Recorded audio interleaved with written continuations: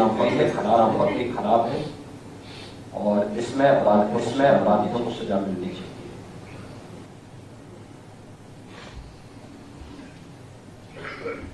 फिर मैंने वहां के सामाजिक और भौगोलिक स्थिति का अध्ययन किया और फिर मुझे बताया गया कि साहब 20 वर्ष से, पिछले 40 वर्ष से वहां एक इंटरनेशनल एयरपोर्ट बनाने की चर्चा चल रही है, लेकिन कभी भी वो आगे नहीं बढ़ पाया, क्योंकि विकास के कार्य बड़े होंगे तो प्राइवेट प्लेयर खराब साइड हो जाएंगे, लाइजनर दलाल किस्म के लोग बाहर हो जाएंगे और फिर एक लंबे समय तक समाज को भी, देश को भी उसका लाभ मिलेगा। तो मैंने इन लोगों से, माननीय विधायकों से, माननीय जनप्रतिनिधियों के साथ बातचीत करके तय किया कि नहीं, ये काम होना है और इस कार्य को हमें प्रभावी ढंग से आगे बढ़ाना है। और इसीलिए मैं उस समय, देखो 3 प्रस्ताव थे मेरे पास, 2 उत्तर प्रदेश के थे और एक भारत सरकार के पास दूसरे राज्य का भी था प्रस्ताव।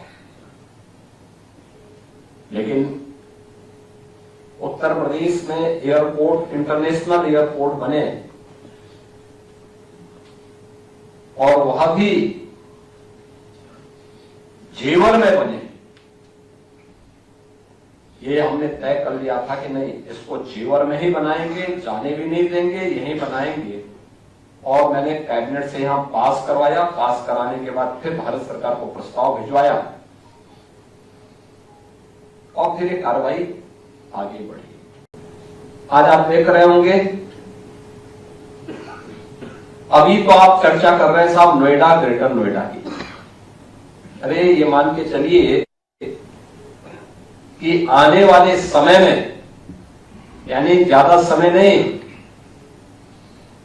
मात्र 10 वर्ष के बाद पूरे देश के अंदर सबसे विकसित क्षेत्र होने जा रहा है आपका जेवर। सबसे विकसित क्षेत्र, सब फेल हो जाएंगे। देश का सबसे बड़ा एयरपोर्ट बनेगा ये जेवर एयरपोर्ट, इंटरनेशनल एयरपोर्ट बनेगा। और एक नहीं, 5 रनवे बनने हैं। पहला रनवे हमारा चालू होने जा रहा है इस साल जनवरी में, अप्रैल में ट्रायल चल रहा है इस समय। और केवल रनवे ही नहीं, बल्कि उस क्षेत्र में जो भी सामान बनेगा, जो भी प्रोडक्शन होगा, वह देश में भी और दुनिया में वहीं से, एयरपोर्ट से सीधे बुक होकर के वहीं से जा सकता है। कार्गो के बड़े बड़े विमान वहां आएंगे, वहीं से वो उड़ान करके लेकर के चले जाएंगे। किसानों की सब्जी, किसानों के फल, किसानों के अनाज, ये सब भी दुनिया के अंदर कहीं भी वहां से ले जा सकते हैं, क्योंकि वहां पे बहुत सारी सुविधाएं मिलने जा रही। रैपिड रेल भी आ रहे, वहीं पर लेके आएंगे, मेट्रो भी लेके आएंगे, वहीं पर हम हाई स्पीड ट्रेन को भी लेके आने जा रहे हैं। डेडिकेटेड फ्रेट कॉरिडोर उसी के बगल से है। तो देश और दुनिया के अंदर कोई भी सामान पहुंचाने का एक प्रमुख केंद्र बनेगा और विकास की इतनी ज्यादा चीजें वहां पर आने वाली हैं, तो स्वाभाविक रूप से इस विकास का पूरा श्रेय तो आप ही लोगों को जाता है। जो अन्नदाता किसान इसके लिए अपनी भूमि दे रहा है और अपनी बेहतरीन भूमि देकर के विकास की इस प्रक्रिया को जोड़ करके एक अंधकार से अब उजाले की तरफ आकर के उसको विकास के साथ जोड़ रहा है। तो मैं इसलिए भी आपका स्वागत करता हूं, अभिनंदन करता हूं कि आपने अच्छा सोचा, अच्छा कार्य हो रहा है। देखिए, पिछली सरकारों ने गलत किया था, उसका खामियाजा इस सबको भुगतना पड़ा। प्रदेश को भी भुगतना पड़ा, किसान भी भुगतना पड़ा, आज भी भुगत रहे हैं। हमने सुलझाने का प्रयास किया, लेकिन तब भी समस्याएं इतनी खराब स्तर पर पहुंची हुई हैं, न्यायालय में लंबित हैं, न्यायालय स्वतंत्र है, न्यायालय पे सरकार का कोई नियंत्रण तो रहता नहीं है। इसलिए न्यायालय में लंबित मामले में सरकार कोई भी कार्य नहीं कर सकती। लेकिन जो अथॉरिटी में या सरकार के पास लंबित थे उन सब का समाधान करवाया गया। और आज अब आप देखते होंगे, कभी आप दिल्ली जाएंगे या गुड़गांव जाएंगे, वहां से अच्छा आपको अब उत्तर प्रदेश के तीनों अथॉरिटी दिखती है। लोग आ रहे हैं अब यहाँ, क्योंकि लोगों को सुरक्षा भी मिल रही है, लोगों को अच्छी सड़कें मिल रही हैं, लोगों को अच्छी व्यवस्था मिल रही है। ये सब प्रयास से होता है, सहयोग से होता है। देखिए, अन्नदाता किसान को अच्छी सुविधा मिले, हम लोग भी इसके पक्षधर हैं। और मैंने इसीलिए यमुना अथॉरिटी के सीईओ को यहां पे बुलाया और आपके सामने सीधे सीधे बातचीत करने के लिए मैंने कहा। और मैं फिर उनसे कहूंगा कि विधायक जी के साथ और आपके साथ सीधे बातचीत करके जितने भी पेंडिंग्स हैं किसानों के, अन्नदाता किसानों के, वो सब एक समय सीमा के अंदर, कुछ भी बकाया नहीं रहना चाहिए और कुछ भी बकाया नहीं रहना चाहिए। और उसके लिए मैंने उनको यहां पर अभी बोला कि भाई क्या आप दे सकते हैं इन किसानों को। मैं देख रहा था यहां पे, हमने पहले फेज में वहां पर जो है 1334 हेक्टेयर भूमि ली, उसका मुआवजा दे दिया गया। ये जो पड़ा था उस समय हमें 2300 रुपया प्रति वर्ग मीटर पड़ा था।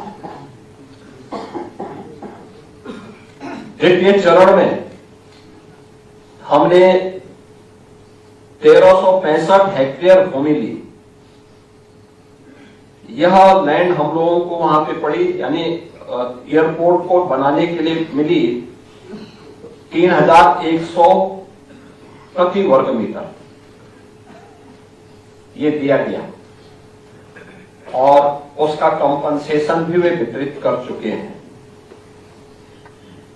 अब तीसरे चरण का जो अंतिम फेज का ये चल रहा है,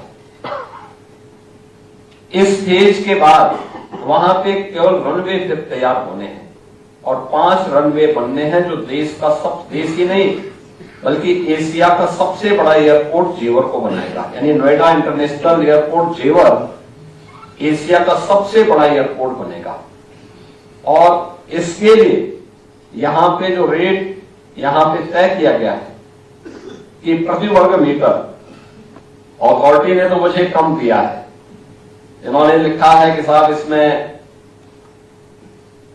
इन्होंने इसको 31 से बढ़ा करके 3400 भी लिखा है, 3600 भी लिखा है। उसके आगे इनकी कलम रुक जा रही है। मैंने कहा रोको मत भाई, धर्म चक्र है, घुमाओ इसको पूरा।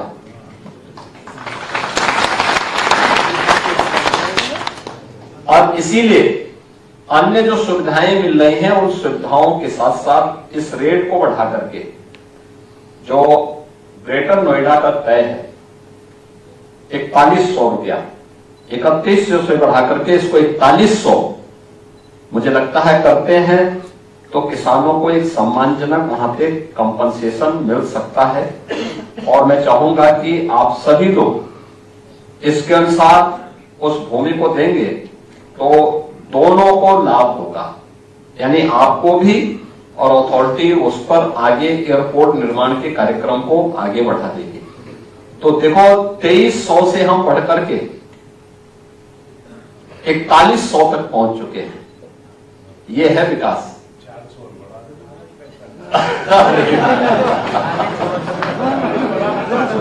बाबा बाबा बाबा आपकी तरफ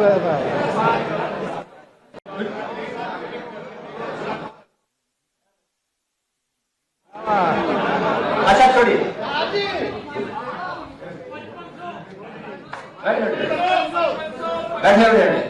बैठे आप आराम से। देखिए 4100 वहां पर अभी मैंने कहा विधायक जी जी इसको और बढ़ाने के लिए कह रहे हैं, तो विधायक जी का तो मैं वैसे भी उनके लिए योगासन करने के लिए योग गुरु मैंने फिर उनको दे दिया। ऐसा व्यक्ति ये योग करते होंगे क्या? है?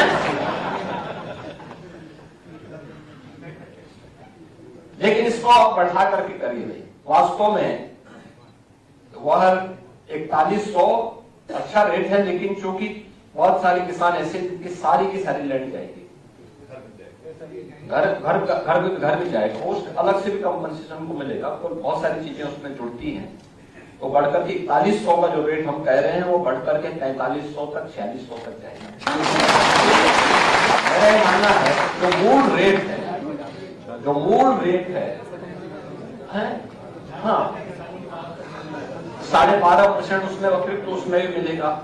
तो जो मूल रेट है उस मूल रेट को 4100 से बढ़ा करके आप 4300 कर दीजिए। आपका ये बढ़ करके मुझे लगता है कि लगभग 5,000 तक पहुंच जाएगा 5,000। ठीक है। अब भारत जो छोड़े भारत माता की भारत माता की भारत माता की। अब मेरा आप सबसे अपील होगा कि एक समय सीमा पर इस कार्य को करते हुए, और मैं चाहूंगा कि आप सभी अन्नदाता किसानों के बारे में जो चीजें मैंने यहां पर कही है, माननीय विधायक जी इस बात को सुनिश्चित करेंगे कि एक तो कंपनसेशन सभी समय पे सबको मिल जाए,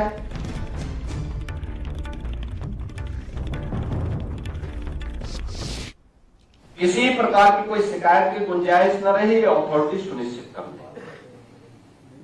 और आने वाले समय में भी जो मैंने कहा है कि वहां के युवाओं के लिए कुछ अच्छी चीजें वहां आ जाए, अच्छे ट्रेनिंग सेंटर, स्किल डेवलपमेंट के सेंटर, प्रशिक्षण के केंद्र, महिलाओं के लिए भी और युवाओं के लिए भी, उसकी तैयारी अभी से शुरू हो जाए। अथॉरिटी कुछ पैसा लगाए, कुछ हम लोग सरकार से भी दे देंगे, कुछ वहां पर CSR से भी आप पैसा लगवाने की तैयारी करवाइए।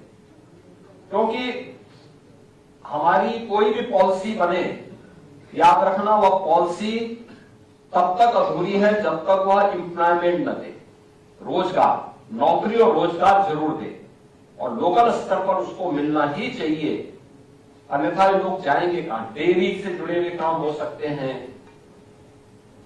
टेक्सटाइल से जुड़े हुए ट्रैक्टर फैक्ट्रीज में हो सकता है, ट्राई सिटी आप बना रहे हैं, ट्राई पार्क बना रहे हैं, उसमें आप लोगों को थोड़ा प्रशिक्षण दीजिए। ये लोग भी अपनी एक फैक्ट्री वगैरह लगाने के लिए लोगों को भी थोड़ा उपलब्ध हो कुछ व्यवस्था। मेडिकल डिवाइस पार्क है, वहां पे जितने भी इक्विपमेंट बनेंगे मेडिकल से जुड़े हुए, वे सब वहां बने, तो वहां पर इन लोगों को नौकरी भी, और ये लोग कुछ लोग वहां पे अपना उद्यम भी लगा सकें, ऐसी सुविधा वहां देने की और उनको ट्रेनिंग देने की आवश्यकता है। बैंकों से आसानी से जोड़ने की व्यवस्था, ये सब भी उसको करेंगे। तो ये विधायक जी के नेतृत्व में आप सब इस कार्य को करिए। कोई भी बात होगी तो मैं एक बार फिर से वहां आपके पास आऊंगा, आपसे मिलूंगा, और कोई इश्यू वहां नहीं रहेगा। एक ये मामला है।